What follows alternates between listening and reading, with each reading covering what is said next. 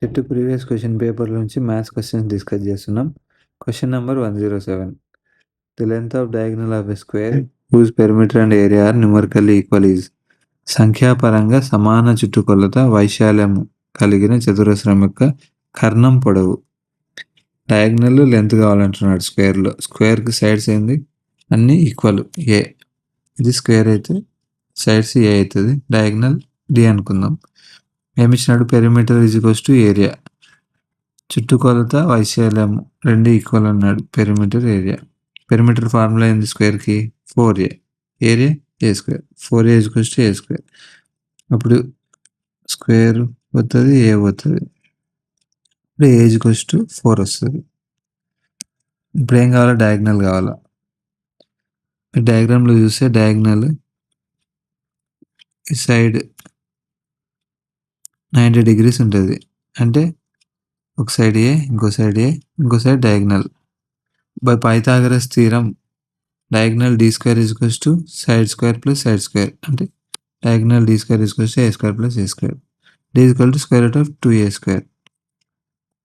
Route 2a. A అంటే 4. So diagonal length 4√2. Answer వచ్చేసి 4√2. Option first option. Question number 108. Sum of first 100 whole numbers. మొదటి 100 పూర్ణాంకాల మొత్తము. Whole numbers అంటే ఏంది? 0, 1, 2 up to n. Natural numbers అంటే 0 లేకుండా 1 నుంచి స్టార్ట్ అవుతాయి. ఇప్పుడు some of first 100 whole numbers అన్నాడు. అంటే 0 నుంచి 99 వరకు సమ్ కావాలా. Some of n numbers formula ఎంత? n ఇంటూ n ప్లస్ 1/2 ఇక్కడ. So some of 100 whole numbers అంటే 0 to 99 వరకు. ఎంత నెంబర్? 99. అంటే 100th నెంబర్ 99 హోల్ నెంబర్స్.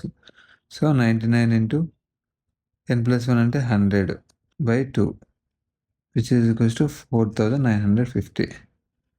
ఇక్కడ చాలామంది తప్పు చేస్తారు. ఏంటంటే some of first 100 natural numbers అన్నప్పుడు 100 ఇంటూ 101/2 వస్తుంది. అప్పుడు 5050 వస్తుంది ఆన్సర్. కానీ ఇప్పుడు వాళ్ళు అడిగిండేది ఏంది?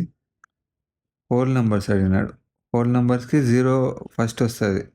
So 100th number 99. అదే న్యాచురల్ నెంబర్స్లో 100th నెంబర్ 100 గుర్తుపెట్టుకోండి. సో ఆప్షన్ వచ్చేసి 4950. Question number 109.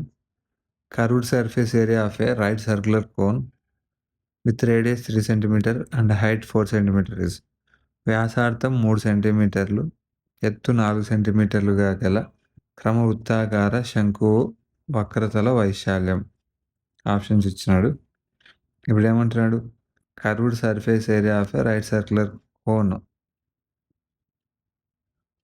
కనుక్కోవాలి. రేడియస్ 3 cm, హైట్ 4 cm ఇచ్చినాడు. కర్వ్ సర్ఫేస్ ఏరియా ఫార్ములా ఏంది? Curve surface area formula πr/l. π into r into l. r అంటే రేడియస్ ఇచ్చినాడు. l అంటే slant height. Slant height l is equals to square root of h square plus r square. h is equals to height అనమాట. Height ఇచ్చినాడు, radius ఇచ్చినాడు. So slant height కనుక్కోవచ్చు. l is equals to square root of h square plus r square. h అంటే 4, r అంటే 3. Substitute చేసినామంటే మనకు answer l 5 వస్తుంది. l వచ్చేసి 5 slant height. So curve surface area is equals to πr/l. 5 into 22/7 into 3 into 5 which is equals to 330/7. Option వచ్చేసి first option.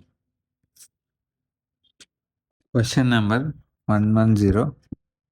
Chalk contains calcium, carbon and oxygen in the ratio 10:3:12. In a stick of chalk, if 4 grams of carbon presents, then the weight of the chalk is. శుద్ధ ముక్కలో calcium, carbon మరియు oxygen 10:3:12 నిష్పత్తిలో ఉంటాయి. ఒక శుద్ధ ముక్కలో 4 గ్రాముల carbon ఉంటే శుద్ధ ముక్క బరువు ఎంత? కాల్షియము, కార్బను, ఆక్సిజను రేషియోస్ ఇచ్చినాడు. 10, 3, 12. ఆ రేషియోస్ టోటల్ ఎంత? 10 + 3 13, 13 + 12 25.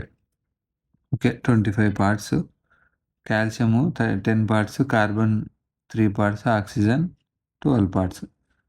సరే, ఒక చాక్ పీస్ తీసుకుంటే దాంట్లో కార్బన్ 4 గ్రాములు ఉందంట. క్వశ్చన్ ఏం కావాలా? వెయిట్ కావాలా చాక్ పీస్. అంటే 3 పార్ట్లు ఉన్న కార్బన్ 4 గ్రాములు ఉంది. టోటల్ ఇందాక ఎంత వచ్చింది? 25 పార్ట్స్. సో 25 పార్ట్స్ మొత్తం chalk piece = weight of the chalk piece బరువు అవుతుంది. 3 పార్ట్లు వచ్చేసి 4 గ్రాములు అయితే 25 పార్ట్లు ఎంత అది అనుకుంటే సరిపోతుంది. ఇప్పుడు ఇక్కడ క్రాస్ మల్టిప్లై చేయాలి. 4 గ్రామ్స్ తర్వాత 25 పార్ట్స్కి మార్చాలి. ఇప్పుడు 3 పార్ట్స్ ఇంటూ వెయిట్ ఆఫ్ చాకు = 4 గ్రామ్స్ ఇంటూ 25 వస్తుంది. Therefore wait of the chalk = 25 × 4/3 వస్తుంది. ఆన్సర్ 33.3.